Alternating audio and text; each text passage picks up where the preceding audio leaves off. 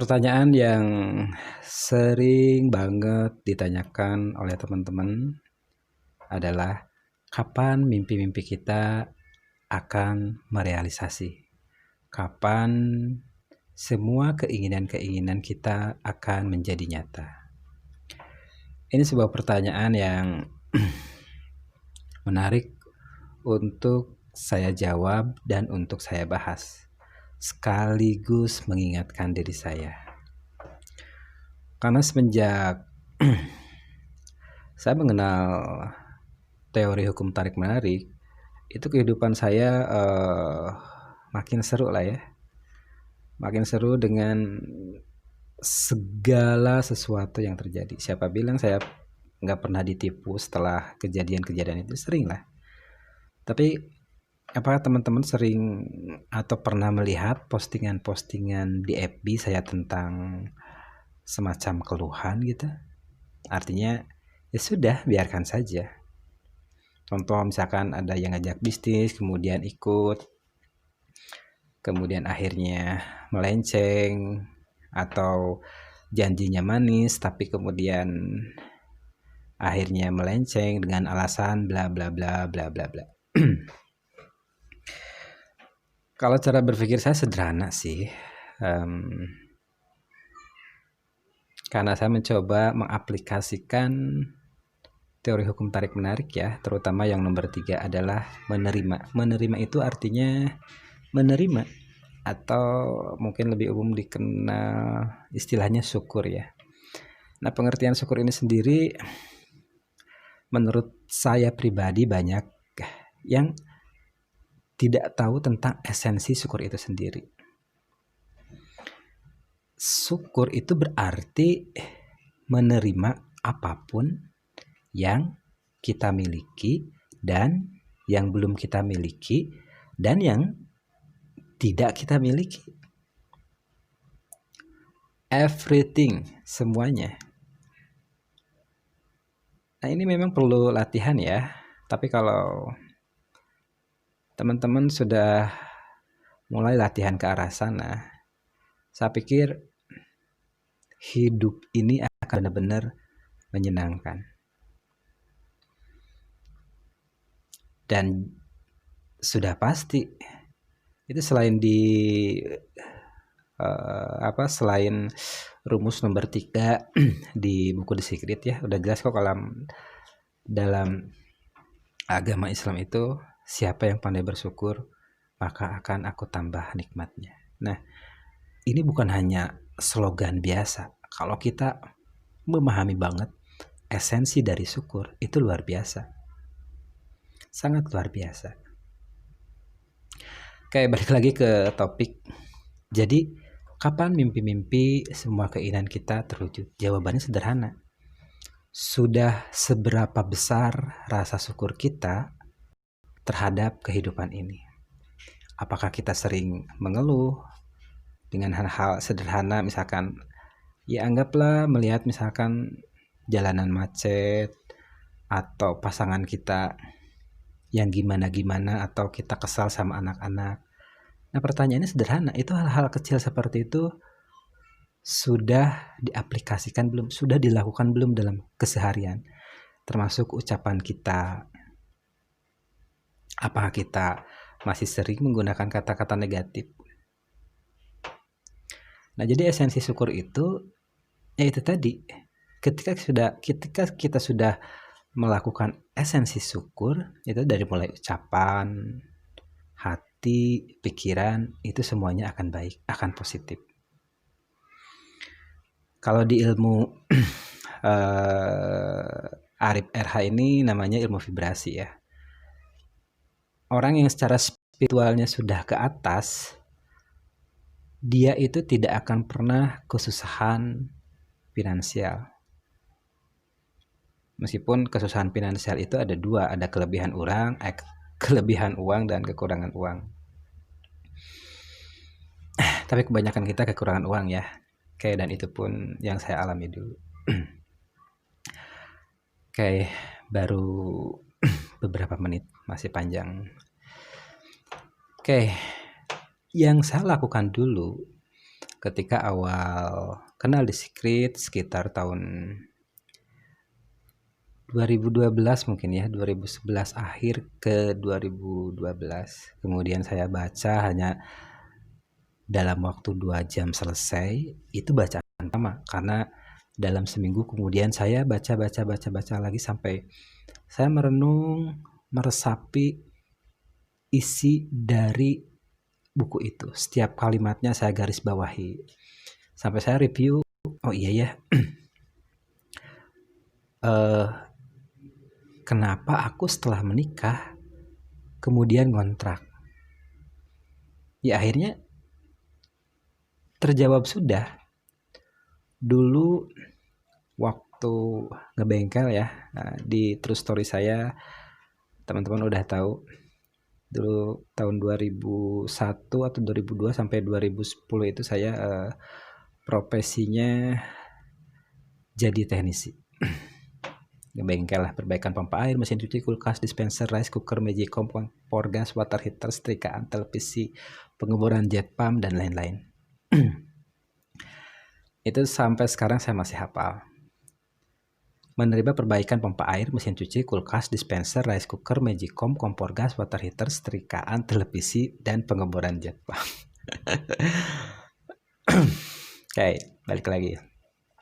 Itu salah satu yang saya renungkan. Kenapa ya setelah saya menikah, kok saya ngontrak gitu lah. Nah karena bagaimana cara berpikir saya saat itu ketika melihat kakak menikah, melihat paman menikah, mereka itu mengontrak rumah. Dan itu menjadi terprogram ke alam bawah sadar saya. Oh iya ya, nikah ngontrak gitu. Nah hingga akhirnya tahun 2011-an keluarga atau rumah tangga saya intinya tidak jodoh lah, atau bahasa ininya berpisah.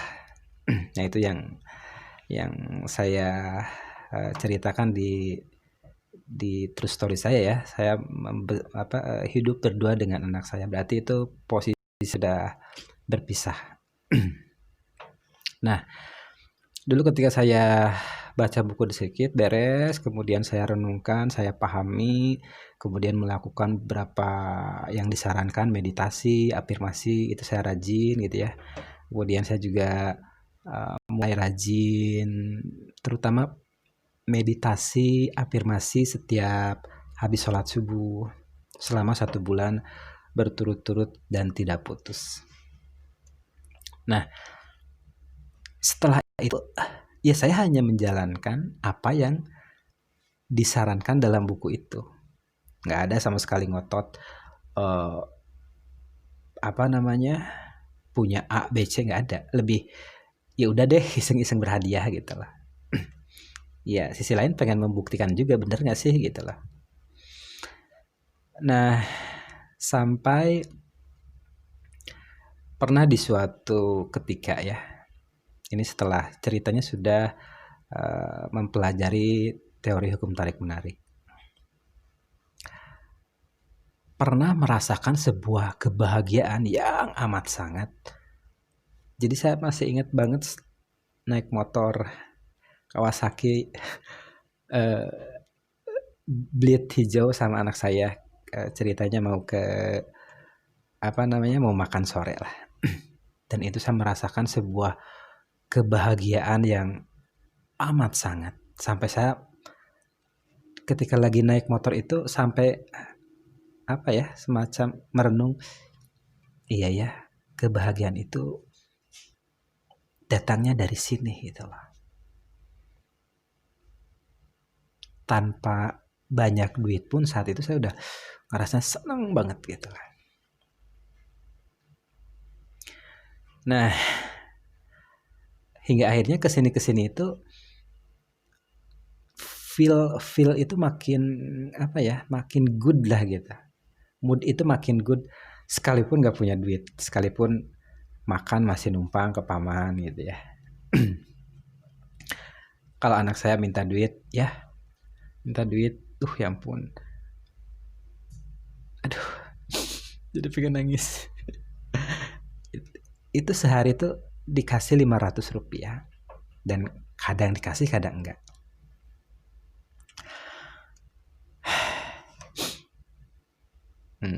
Itu kisah saya dulu. Nah, balik lagi ke topik ya.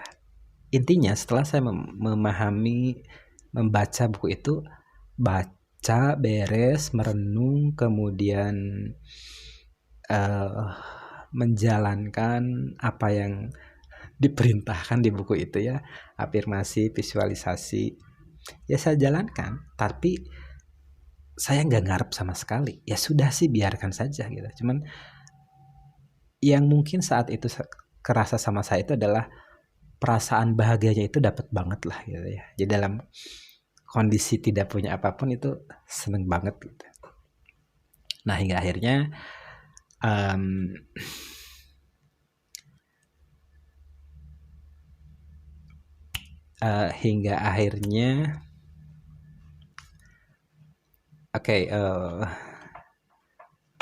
kembang-kembang itu terlihat, atau mimpi-mimpi saya akan mulai mewujud itu ketika suatu hari saya ditelepon oleh customer langganan saya. Jadi dia itu salah satu customer saya. Dulu saya setiap 3 bulan sekali itu harusnya rutin maintenance filter airnya. Karena kalau nggak dikuras itu filter airnya kotor banget. Ya dia orang kaya gitu. Duh, orang kaya gitu. Nah, suatu ketika dia lagi hebat banget bisnisnya, kemudian telepon saya dan sini ke rumah, kamu udah lama nggak ke rumah katanya. Benerin filter air, tapi mau sekalian pasang jalur PDAM katanya, biar nggak nguras terus. Nah, akhirnya saya datang, kemudian saya saya pasang instalasinya, dalam seminggu beres, kemudian ya seneng banget lah dapat duit ya. Saat itu masih inget kok, totalnya proyeknya itu 2.500.000, tapi keuntungan buat saya itu ya kurang lebih 500.000 lah, lumayan. Dan dia keren banget saat itu. Keren banget lah pokoknya. Bisnisnya lagi di atas. Nah, oke, singkat cerita beres, karena saya ngelihat kesibukan yang makin sibuk beliau ya. Kemudian saya itu tadi melamar maksudnya minta kerjaan, Pak, barangkali butuh buat admin, bolehlah aku kerja. Ya akhirnya diterima sih. Gajinya saat itu pengennya sih 5 juta, tapi cuma dikasih 700.000. Oke teman-teman, saya percepat aja nih ya, biar durasinya nggak terlalu panjang. Intinya setelah saya minta pekerjaan ke beliau, diterima, kemudian sekitar 9 bulan saya bekerja di beliau. Ya alhamdulillah dengan gaji 700.000 bisa bayar uang kontrakan kan. Intinya have fun banget lah, bahagia banget gitu lah. Nah, apakah mimpi-mimpi itu hilang? Enggak, tetap mimpi-mimpi masih ada. Saya masih tetap afirmasi. Ya, jadi gini ya, lakukan itu, nikmati kehidupan, ya lepaskan saja. Lepaskan tanpa perlu memikirkan kapan ya bakal mewujud gitu. Enggak sih, enggak. Kalau saya sih sama sekali tidak pernah terpikirkan kapan sih bakal mewujud mimpi-mimpi aku gitu lah. Nah hingga akhirnya saya masih ingat banget, dimulai dari tahun 2013 bulan Juni kalau nggak salah, ya bulan Juni, Mei, Juni, Juli, Agustus, September, Oktober, November, Desember, Januari, Februari, Maret, April, itu sampai bulan April. Itu gaji saya 700.000 itu ya. Judulnya dipakai bisnis lah. Dan keren banget. Itu 700 jadi 3,7 miliar dalam 11 bulan. Alhamdulillah banget lah. Ya mungkin ketika akhirnya tercapai itu ya, saya mulai menyadari, oh iya ya, ini adalah apa yang saya inginkan, apa yang saya cita-citakan. Kayak ini udah 15 menit, segitu aja dulu, nanti saya bakal cerita-cerita lagi. Oh iya, kesimpulannya belum. Jadi kalau pertanyaannya, kapan mimpi-mimpi itu akan mewujud? Kapan cita-cita itu akan menjadi realita? Jawabannya hanya satu. Teruslah bersyukur. Karena syukur itu kunci dari segalanya. Selama kita masih mengeluh, selama ucapan kita juga masih banyak negatifnya, nyinyir, bully, atau ya hal-hal negatif gitu ya, saya pikir ya akan sedikit lambat sih. Tapi kalau kita sudah bisa membersihkan seluruh hal-hal negatif dalam diri, ucapan mulai dijaga, kayak contoh kalimat sederhana gini ya, duh saya mau keluar tapi takut hujan.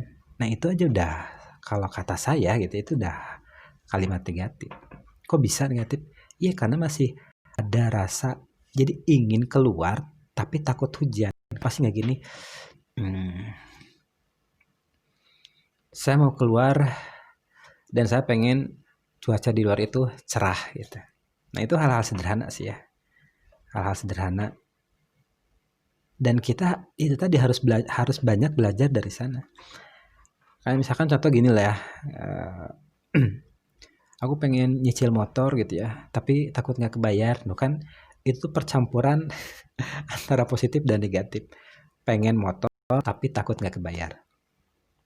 Kenapa sih nggak aku motor gitu ya? Mudah-mudahan aku dimampukan untuk menyicil. Nah itu tuh hal-hal sederhana ya, tapi kalau menurut aku itu sangat, efeknya itu sangat besar buat kehidupan. So dari sekarang kita bisa mulai dari hal-hal kecil untuk mengaplikasikannya dengan baik. Dari mulai ucapan, awalnya dari ucapan dulu, nanti kesini, nanti kesini. Kenapa saya punya semacam quotes ya, teruslah berpikir baik, bersikap baik, dan berperasaan baik. Kayak gitu aja, terima kasih. Saya Dani, Assalamualaikum warahmatullahi wabarakatuh.